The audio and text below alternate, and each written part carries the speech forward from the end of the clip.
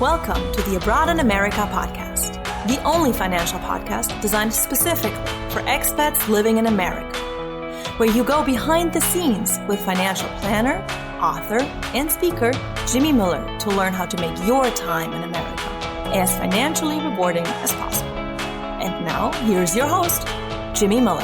Hey everyone, welcome back to Abroad in America. I'm your host, Jimmy Miller. Today's episode is a little different. Instead of diving deep into one rule or one form, we're going to zoom out and talk about patterns. Specifically, the biggest mistakes expats make in their first 2 years living and working here in the United States. And if you're listening to this and thinking, oh no, what have I already messed up? Don't worry, that reaction alone means you're doing better than most. Now, mistake number one, assuming the U.S. tax system is similar to your home country's tax system. This one causes almost everything else. Many expats assume that taxes are territorial and only U.S. income is taxed, and that foreign accounts don't matter unless money moves. And unfortunately, none of that is true. The U.S. tax is based on status, not location. Once you're a U.S. tax resident, your worldwide income and assets matter. There's the F-bars, there's the P-fix, there's FATCA, and foreign pensions. They all matter here. And while this isn't obvious, and nobody explains it at immigration, unfortunately, but that's why you're listening to the show, I guess. So mistake number two, keeping everything as is back home. A lot of expats arrive thinking, I'll deal with my home country finances later.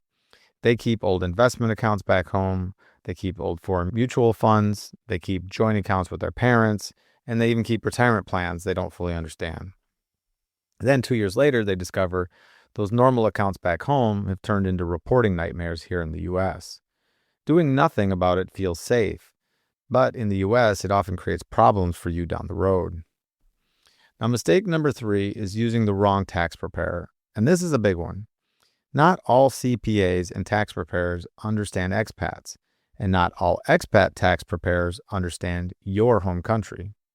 Many people accidentally hire a local CPA who's never filed an F-bar or Form 8938 before, or a cheap online service that ignores foreign assets, or someone who says, don't worry about that, without explaining why. Unfortunately, I see this all the time. In U.S. international tax, confidence without nuance is dangerous. The other common mistake I see CPAs and tax preparers make is recommending tax-deferred investment accounts here in the U.S.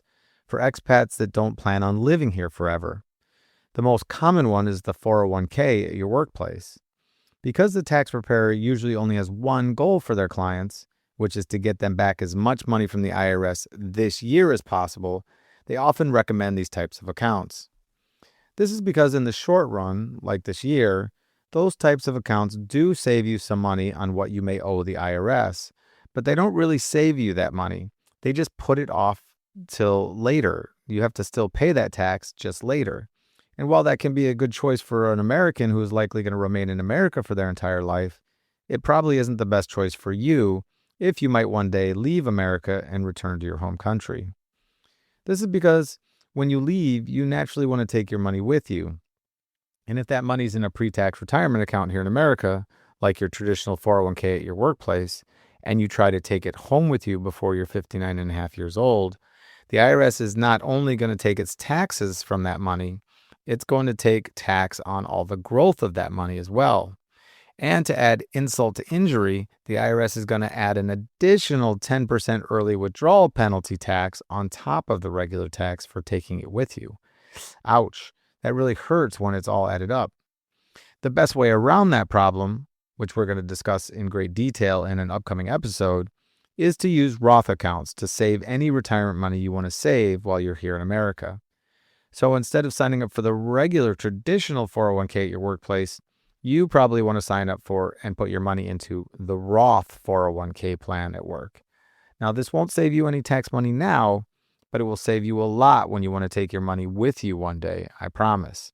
So stay tuned for more information about this issue in an upcoming episode. The fourth mistake is ignoring paperwork because nothing happened. This is the silent mistake. No letters, no penalties, no scary notices. So expats assume, I guess it's fine. But many U.S. international reporting rules don't trigger immediate consequences. They just sit there, waiting. until you sell something, or you move, or you apply for a green card, or you get audited years later. Silence does not mean compliance. And mistake number 5 is understanding how different America really is. And this isn't just financial. It's cultural, professional, and emotional. There's healthcare and access to it here, credit scores and why they can be so important if you want to stay longer term.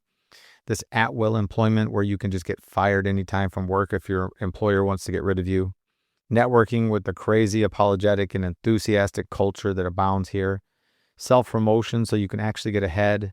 And litigation fear because everyone in America can sue everyone else in a court if they want to. Many expats struggle not because they're unprepared, but because they assume that things will eventually feel familiar on their own. But in the U.S., learning is active. You ask, you research, and you adapt. And once you do, things get easier, fast. The good news is that almost every expat makes at least one of these mistakes. Some make all of them. And most still end up just fine. The goal here isn't perfection, it's awareness. If you understand the rules earlier, you reduce your stress, you save money, you avoid surprises, and you enjoy your time in the U.S. a lot more. Here's a final thought. Living abroad is hard. Living abroad in the U.S. is uniquely complicated. But you didn't come here because it was going to be easy. You came for an opportunity, for growth and experiences. And the fact that you're listening to this podcast tells me you're doing better than you think. That's it for today's episode of Abroad in America.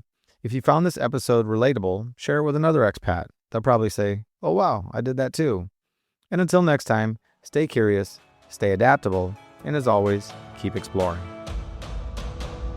Want even more ideas, tools, and resources on how to navigate your financial life as an expat in America? Check out all the resources on Jimmy's website at baobabwealthabroad.com. And subscribe to the blog to stay up to date on issues affecting expats. Don't forget to subscribe to never miss an episode. See you next time. Baobab Wealth and Baobab Wealth Abroad are DBAs of Baobab Wealth LLC, a Florida-registered investment advisor. This podcast is designed for general education purposes only and shouldn't be taken as legal, investment, or tax advice. You should seek out a qualified tax professional or licensed financial advisor to determine what is best for your personal situation.